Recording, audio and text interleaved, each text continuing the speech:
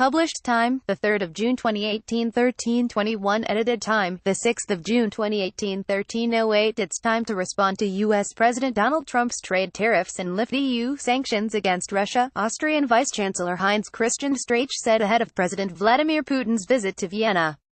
Rethinking EU sanctions policy towards Russia is desirable because the measures are damaging the national economy, Strache told the Austrian newspaper Österreich in an interview published on Saturday. I have always warned against pushing Russia into the arms of China.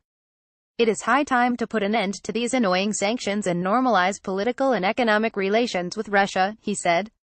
Read more. Time to end Russia bashing. EU Commission Chief Juncker video. Strache was responding to a question asking whether the EU should change its approach to Moscow in the light of the U.S. tariffs on European steel and aluminum. The tariffs, imposed by Trump, officially took effect on June 1.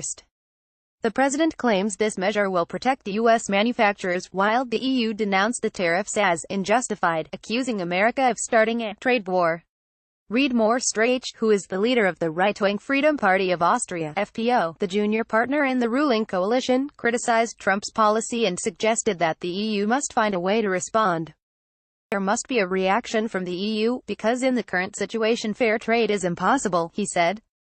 The country's leader, Chancellor Sebastian Kurz, lambasted the tariffs earlier this week, saying that the U.S. has become more and more unreliable as a trade partner. Studies by the Austrian Institute of Economic Research say that the sanctions against Russia, enacted in 2014, may have cost Vienna up to €2.1 billion, $2.4 billion, in export losses over the course of 3 years.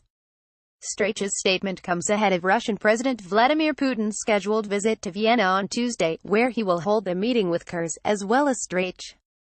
The call to lift the sanctions on Moscow has also been voiced by the new government of Italy, which was sworn in on Friday.